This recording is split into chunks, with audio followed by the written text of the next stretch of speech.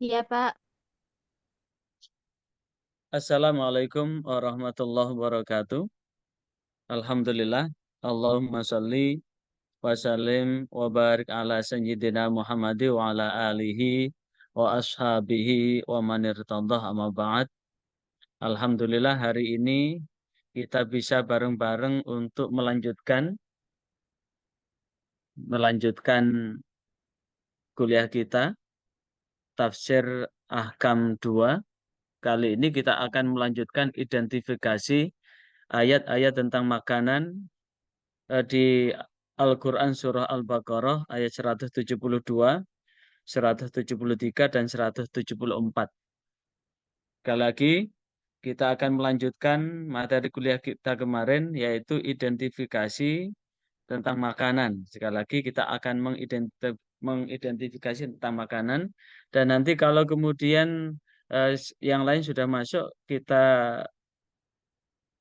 dokumentasikan sebagai laporan perkuliahan hari ini ya. Baik, akan saya share screen. Sebelum itu mari kita awal dengan Ummul Quran surah Al-Fatihah. Al-Fatihah. A'udzubillahi minasyaitonirrajim. Bismillahirrahmanirrahim. Alhamdulillahirabbil alamin arrahmanirrahim maliki yaumiddin.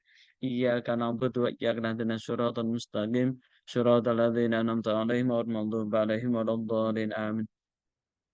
Di mana pada Al-Qur'an surah Al-Baqarah ayat 172 Allah memanggil orang-orang yang beriman dengan ya ayyuhalladzina amanu, hai orang-orang yang beriman, dulu makanlah kalian semua min thayyibat, dan makanan yang thayyib, ma razaqnakum, yang telah kami rezekikan padamu, washkurulillah, bersyukurlah kalian semua kepada Allah, in kuntum, jikalau kamu semua iyyahu ta'budun, kepada Allah kamu mengabdi atau menyembah. Di ayat 173, A'udzubillahi minasyaitonirrajim. Innama harrama alaikumul maitata waddama walahmal khinzir wa ma uhilla li ghairillah wa ma uhilla bihi li ghairillah. Innama harrama, sesungguhnya Allah mengharamkan alaikum kepada kamu semua al maitata bangkai, waddama darah, walahmal khinzir daging babi, wa ma uhilla, dan apa yang disembelih bihi dengan itu li ghairillah, bukan karena Allah.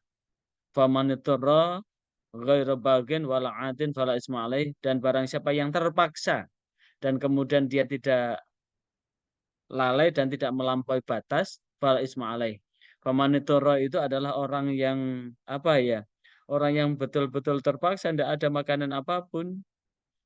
Misalkan ada di atas padang pasir dan kemudian ini sudah mulai dehidrasi, sudah mulai mulai menghadapi sekarat, dan kemudian tidak ada makanan apapun kecuali bangkai atau darah atau bangkai babi atau daging babi, maka itu dalam kategori ad-daruratu tubihul mahdhurah, tapi itu hanya sekedar cukup untuk apa? Menambah nafas hidup atau nafas kehidupan. Innallaha ghafurur rahim, sesungguhnya Allah zat yang maha mengampuni. Dan nanti akan kita lanjutkan di ayat 174. Di ayat 173 ini kita kemarin sudah buka di tafsir Al-Qurtubi. Kita sudah buka tafsir Al-Qurtubi, ini sudah berseri-seri. Yang kemarin dari Al-Maitah, Al-Maitah itu adalah bangkai, bangkai. Di mana Allah mengharamkan bangkai. Di sini eh, al minta taruh di belakang. Di yang pertama di Al-Qurtubi masal awal adalah innama harrama alaikumul maitah. Sesungguhnya Allah mengharamkan buat kamu bangkai. Kalimat itu adalah maudu'atil hadri tatadammanu an-nafya wal isbat. Fatus bitu matana walu fatus bitu matana walahu al-khitab wa tamfi ma ghada. Ini merupakan kelanjutan dari ayat 172. Ya ayyuhalladzina amanu, hai orang-orang yang beriman, kulu makanlah kalian semua min thayyibat, dari makanan yang thayyibat, ma razaqnakum, yang telah aku rizkikan, aku karuniakan kepada kamu semua. Dan di masalah yang kedua, al-maitah. Al-maitah dinasabkan dengan al-maitatu, itu berarti harrama, mengharamkan, makafatun wa yajuzu anta ja'alaha bimakna alladhi munfasilatan fil hadin. Itu juga berlaku keseluruhan maupun bagian-bagian dari bangkai itu.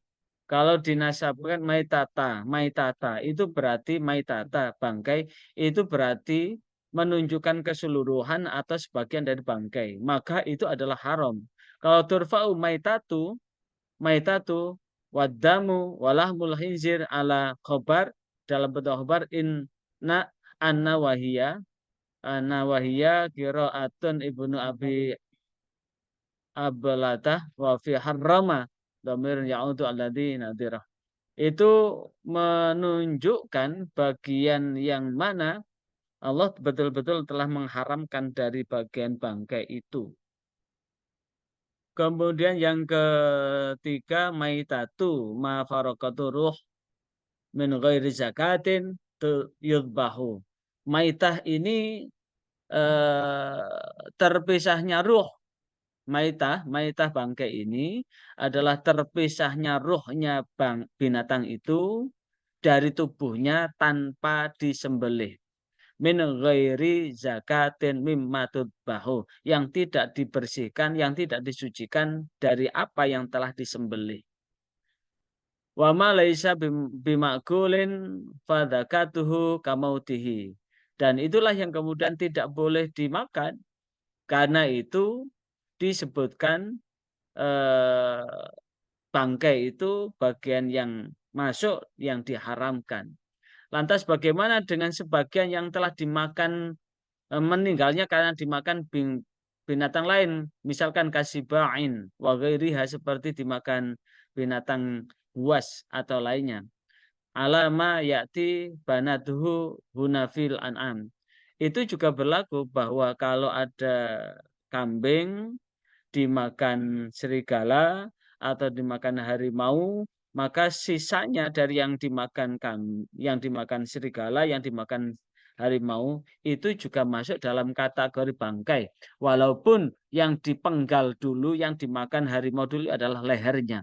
Tapi matinya binatang itu bukan karena disembelih. Sehingga status daging sisanya itu juga termasuk dalam kategori maitah atau bangkai. Permasalahan yang keempat adalah hadil ayatul amah dakhala tahsis. Ayat ini adalah bersifat umum. Hurimat alaikumul maitah, telah diharamkan kepadamu al-maitah, bangkai. Ini adalah ayat yang bersifat umum. Kemudian masuk tafsis dengan dalil apa? Dengan hadis Rasulullah SAW. Sekali lagi, ayat ini umum, maka kemudian ditafsir dengan ayat uhilla lana maitatani al-hutu wal jaradu wadamani kabidun wattihalun. Kalau di Al-Baqarah ayat 173 itu dinyatakan bahwa bangkai itu diharamkan. Bangkai diharamkan itu adalah menyangkut seluruh bangkai. Tapi seluruh bangkai ini kemudian ditahsis, dikhususkan dengan sabda Rasulullah, dihalalkan buat kami semua dua bangkai. Apa itu? Bangkai al-hud, bangkainya ikan, wal jaradu, dan bangkai belalang. Kenapa? Damani kabidun. Darahnya itu tidak mengalir, watihal, dan sehingga tidak bisa disamakan dengan binatang lain. Sehingga uhilalakum saydul bahri, dihalalkan bagi kamu buruan yang ada di lautan. Ketika kemudian ada ikan paus dipanah celuk gitu tanpa harus disembelih. kemudian ada ikan ikan tuna begitu, ditembak dengan panah, kemudian ketika setelah diburu itu, maka tidak mempersyaratkan harus di harus disembelih, karena ketika jadi bangkai, bangkainya ikan itu halal. Itu permasalahan yang keempat. Permasalahan kelima adalah qad ikhtalafan nasu fi tahsisi fi kitabillahi bisunnah. Ma'a italifu dzalika ittafaqu ala annahu la yajuzu tahsisu bi hadisin dhaif. Tapi ada sebagian ulama berbeda pendapat tentang tahsis kitab kitabullah dengan sunnah. Ma'italafin fidzalika ittafaqu ala annahu la yajuzu tahsisuhu bi hadisin dhaif. Namun perbedaan itu para ulama itu sepakat bahwa mentahsis ayat-ayat Al-Qur'an itu tidak bisa ditahsis dengan hadis yang dhaif. Hadis yang dhaif itu apa? Hadis yang tidak sahih, bawahnya sahih adalah hasan. Waqad yustadallu ala tahsisi hadhihi ayah, namun telah diambilkan dalil atas tahsis ayat ini aidan bima fi sahihi Muslim, dengan apa yang diriwayatkan oleh Imam Muslim di dalam kitab Sahih Muslim, min hadithi Abdullah bin Abi Aufa, hadis dari Abdullah bin Abi Aufa, yaitu ghazauna, kami berperang ma'a Rasulillah sallallahu alaihi wasallam, bersama Rasulullah sallallahu alaihi wasallam, sabah ghazawat, 7 kali perang, kunna nakul jaroda, kami makan al-jarod. Apa itu al-jarod? Belalang, ma'ahu, bersama Rasulullah. Maka kalau kemudian di beberapa titik ada sambal goreng belalang begitu, atau ada crispy belalang begitu, itu halal untuk dimakan karena belalang itu, dan itu dari Abdullah bin Abi Aufa, 7 kali berperang dengan Rasulullah, eh, pernah beliau Rasulullah bersama sahabat makan itu. Wadairu aklu kaifa ma mata bi ilajin au hitfa'an fihi. Nah, itu secara nampak makan itu tidak harus kemudian disembelih. Itu dari belalang. Kemudian yang keenam, masalah yang keenam, italfal ulama hal yajuzu ayyum fa'abil maitati au bisyai'in min najasat. Dari tafsir yang keenam, para ulama itu berbeda pendapat tentang boleh tidaknya mengambil manfaat dari bangkai atau sesuatu dari yang najis. Sekali lagi, para ulama berbeda pendapat bagaimana memanfaatkan dari apa yang ada di bangkai itu atau sesuatu dari yang najis, karena bangkai itu sudah dianggap najis. Nah, wah talafa an Malik, berbeda dari Malik tentang itu juga, sebagaimana yang dikatakan oleh Al-Marrah, ya juzu intifa biha. Dari Imam Malik membolehkan memanfaatkan itu. Misalkan ada sapi mati yang tidak disembelih, kemudian diambil kulitnya, selama kulit itu disama, maka kulit itu bisa dimanfaatkan. Intifa. Wala bisyai'in, namun tidak bisa mengambil dari sesuatu, wala bisyai'in min najasat, dari yang najis. Apa? Dari yang najis itu, apa yang najis? Yang jelas-jelas khinzir. Khinzir itu kan najis. Dari yang najis. Dan diharamkan atas kamu bangkai dan darah. Walam yahhussa wajhan min wajhin la yajuzu ayyukala hadzal khitab mujmal, bersifat mujmal, li anal mujmal la yufhamu mai la yufhamu muradub. Tapi sebagian yang lain, karena maitah itu bersifat global, maka itu tidak bisa dimanfaatkan. Sekali lagi, pendapat yang kedua bisa dimanfaatkan selama itu bisa disucikan. Tapi pendapat yang kedua tidak bisa. Alasannya adalah hurimat alaikum wadamu walam yahusso wajahan minwan waj. Itu tidak bisa dikhususkan dari kekhususan itu. Karena itu wahadal hitabnya adalah bersifat mujmal. Li'annal mujmala, karena yang bersifat global itu malayaf hamu al muradu min dhahirihi. Dari yang mujmal itu tidak bisa dipahami dari yang maksud yang di dhahir itu.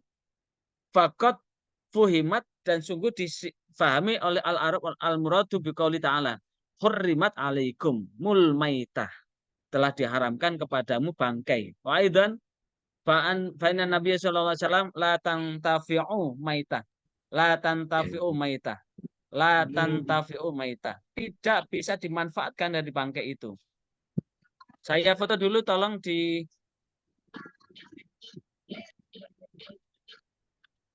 tolong lanjutkan lagi. Jadi tadi terkait dengan bangkai, Imam Malik dan pengikut-pengikutnya bisa dimanfaatkan, tapi yang lain menyampaikan bahwa itu tidak bisa dimanfaatkan karena itu bersifat mujmal. Sekali lagi bersifat mujmal. Ini didasarkan pada sabda Rasulullah SAW, la tantafi'u minal maitati bisyai'in. Tidak bisa engkau memanfaatkan, kamu semua tidak bisa memanfaatkan dari bangkai itu sedikit pun. Sedikit pun, bisyai'in, sedikit pun. Kamu tidak bisa memanfaatkan dari bangkai itu sedikit pun. Berarti keseluruhannya sudah dianggap najis. Walaupun kemudian bisa sama kalau kulitnya. Kemudian di tafsir yang ketujuh, asabi fa'amman naqatu idza nuhirat. Adapun ketika lehernya ketika disembelih awil bakor au syatun, atau sapi atau kambing, idza dubihat ketika disembelih wakana fi batniha, sementara di perut sapi, kambing atau yang disembelih itu janinun, ada janin, ada janin. Janin itu berarti kalau kambing itu cempe, kalau sapi itu pedet, kalau kebo itu gudel. Tahu gudel?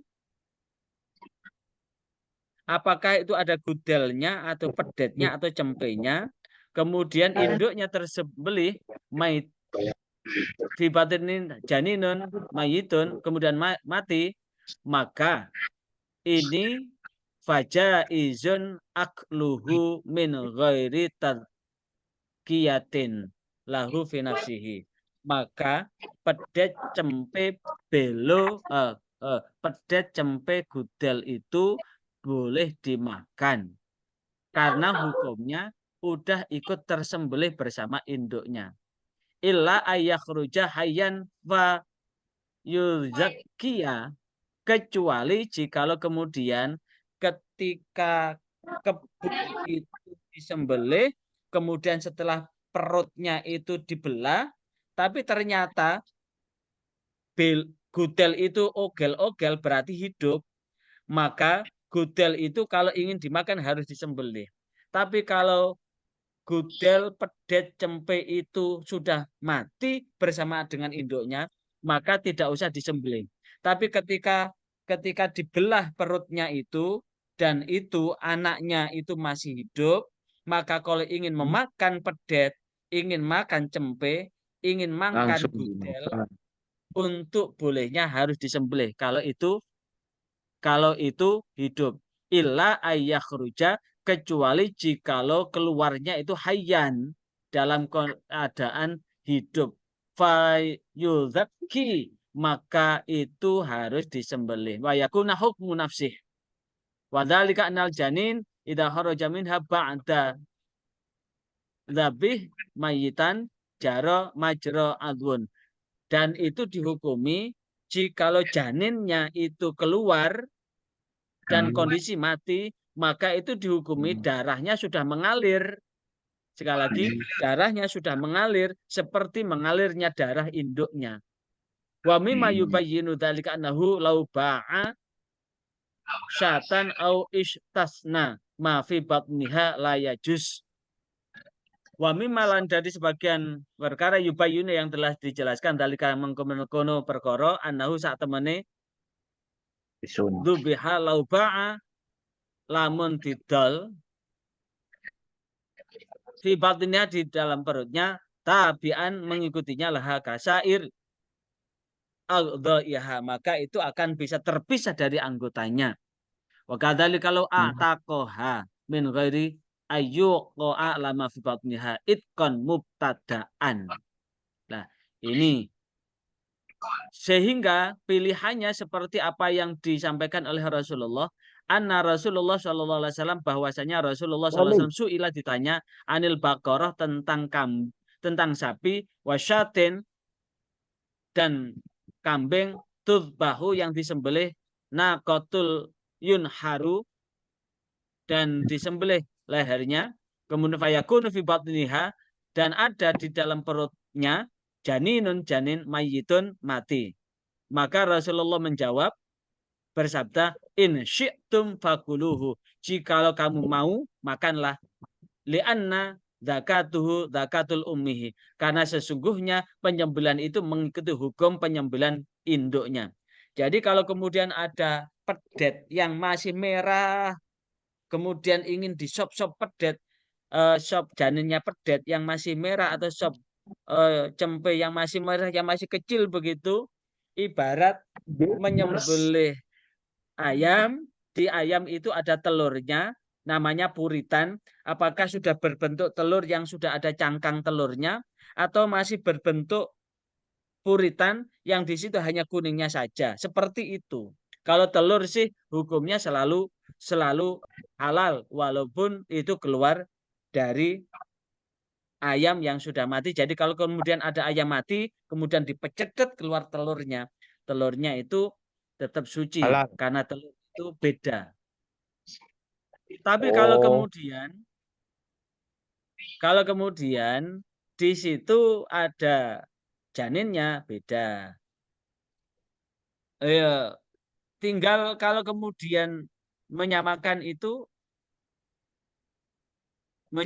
dengan itu bisa dengan penyembelihan itu. Kemudian yang ke-8 wahtilafa riwayatun an Malik fi jildil mait. Nah, ini berbeda pendapat tentang kulitnya sekarang. Hal yadhar bitibaghi aula, apakah kulit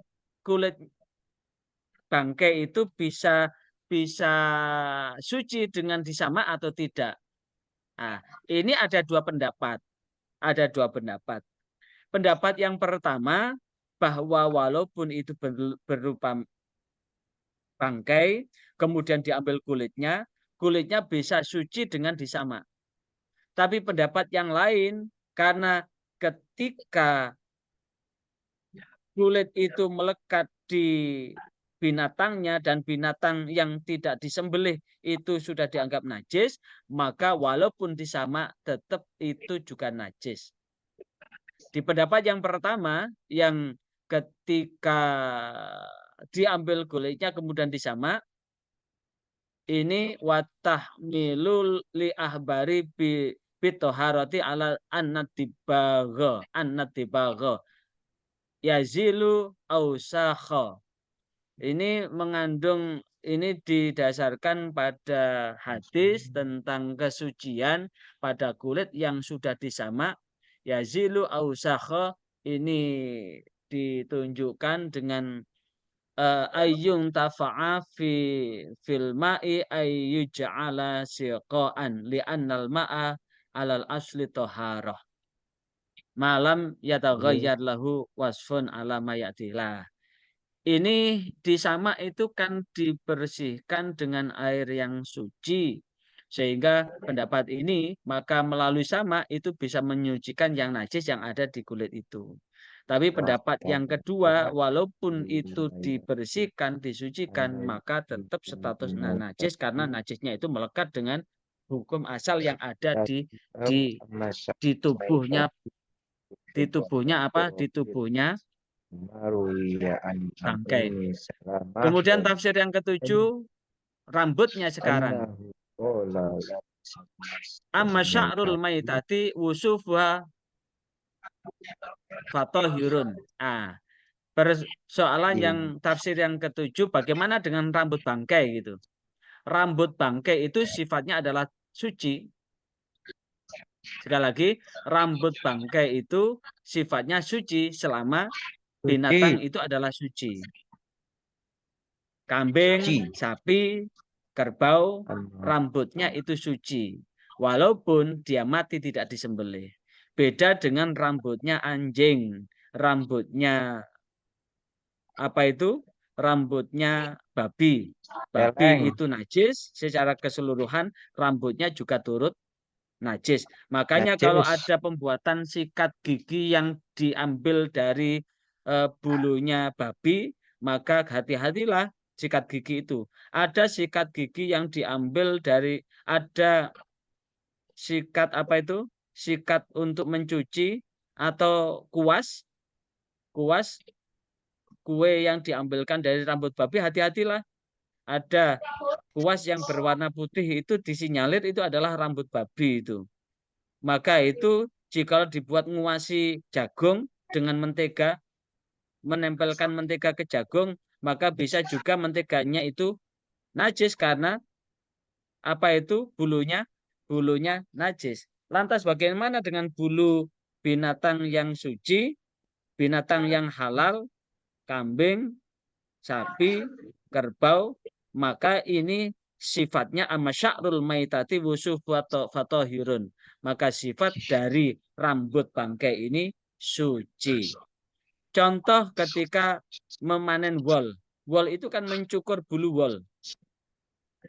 Maka wol itu walaupun diambil dari binatang yang masih hidup, karena sifat rambut itu suci, maka tetap suci ketika dipakai baju wol, pakaian wol. Persoalan yang ke-10, ama ma waqa'at fa'ratun fahuhalatan. Bagaimana jika kemudian ada binatang yang diburu oleh serigala? Maka ini ada dua hal. Sebentar lagi akan mati ya.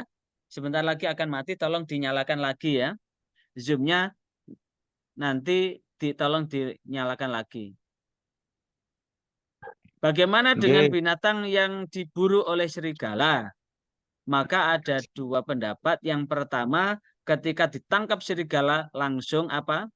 Langsung disembelih. Jikalau tidak, kemudian mati kehabisan darah karena dimakan serigala, maka bisa jadi bangkai.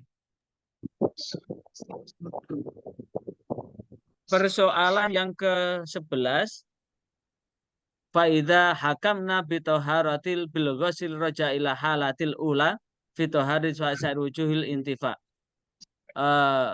Apabila dihukumi dengan kesucian dengan dicuci, maka kembali pada keadaan yang pertama tentang kesucian dan keseluruhan dari apa yang dimanfaatkan. Dan jika, yang apa? Ada yang ditanyakan? Mas Bangkit? Aku Kit. Ada yang ditanyakan? Nah, ini ada yang ditanyakan? Barangkali ada yang ditanyakan sebelum saya lanjutkan? Saya tanya saya. Ya, silakan. Pak, saya tanya, ya, silakan Pak. Mas Bangkit. Ya, gimana? Pak, tadi kan persoalan cempe, bedet, apa itulah. Ya. Nah, ya. itu pas tempat mati itu nggak dihukumi bangkai, Pak ya? Kalau sudah mati di perutnya, jadi kalau ada sapi disembelih, ya, sapi disembelih, di perutnya ada pedetnya, dan pedetnya ikut mati, maka Iya. dihukumi darahnya mengalir itu seperti mengalir darah induknya. Sehingga bisa Berarti nggak dimakan. dihukumi bangkai, Pak. Tidak dihukumi bangkai. Kecuali pedet itu ketika induknya disembelih, pedetnya masih hidup. Hmm. Kalau pedetnya masih hidup, kalau ingin diolah sekalian ya disembelih. Tapi kalau mati, maka dihukumi Mati. halal untuk dimakan. Hmm. Makanya bahasa dari Rasulullah tadi in syi'tum. Jikalau kamu menginginkan makanlah. Lah bahasa Jawanya lek kaulu panganen, lek gak kaulu ya gak usah dipangan ngono. Nggih, nggih, nggih. Ya, Oh, berarti nggak apa-apa, Pak ya, nggak dihukumi gak bangkai, Pak ya. apa-apa. Mati di Heeh. perut. Mati di perut. Tapi tetap disembelih ya Pak, yang tadi. Tapi Bayinya yang dengan di perut. Nggak catatan bisa. induknya disembelih loh, Mas. Induknya disembelih. Oh, iya. Oh, Induknya gitu. disembelih. Kalau induknya tidak disembelih ya ya bangkai. Misalkan sapi mati, sapi meteng mati begitu ya. Nggih. Ada sapi bunting mati begitu. Tapi anaknya juga Maka disembelih ya Pak. kebuntingan sapi itu ya jadi bangkai. Kalau induknya jadi bangkai ya janinnya juga jadi bangkai.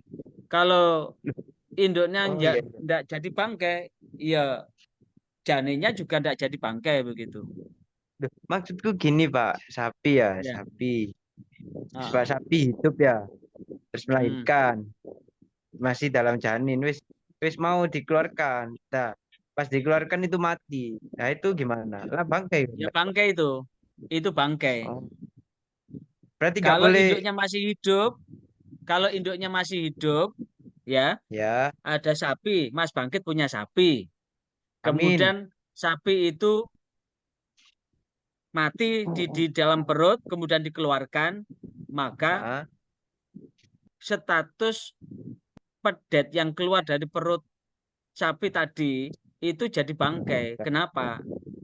Karena induknya masih hidup. Kecuali hmm, kalau induknya disembelih, maka ketika udah diedel-edel ya itu sapi, ya. kemudian keluarlah di perutnya itu pedet dan pedet itu sudah mati, maka itu dihukumi sudah tersembelih. Jadi tetap Hmm, hukum penyembelihan, Mas. Kalau tidak disembelih ya bangkai itu bangkai. Paham? Bisa iya. dipahami enggak? Paham. Ya, oke. Sekarang kita lanjutkan di yang ke langsung ini aja. Ini maitah. Yang ke ini masih kita bahas tentang bangkai. Dam, sekarang darah. Warabi ata asyarata qaulu ta'ala waddamu. Darah. Ittafaqa ulama an-nadama haramun najisun. Ulama itu sudah sepakat bahwasannya darah itu haram dan najis. La yu'kalu wa la yunfa'u bihi. Tidak boleh dimakan dan tidak boleh dimanfaatkan. Contoh dijagal sapi, darahnya sapi kemudian dikumpulkan sehingga jadi didih, dimakan juga haram, dimanfaatkan untuk dijual juga haram. Sehingga dua-duanya tidak boleh dimanfaatkan, ya. Sekali lagi, dua-duanya tidak boleh dimanfaatkan karena statusnya itu adalah haram, ya. Tapi katanya Itu enak Pak itu tentang Pak. Iya. Hah? Katanya enak orang-orang. Sudah pernah makan tak Mas Bangkit? Tuh, loh kok aku, Pak? Aku nggak bilang. Kata orang-orang. Itu Ya, Rijal yang bilang. Jar, Pak yang bilang. iya. Mas Rijal. Iya Pak. Oh, ya, walaupun enak, haram ya tetap haram. Bahkan nanti ada di bawah itu di ayat 174. Al-khamisata asyara lahmal hinzir. Khassa Allah ta'ala dzikrul lahmi minal hinzir. liyadulla ala tahrimi ainihi dukya walam yaduk. Nah, ini menunjukkan keharaman. Sebentar, azan.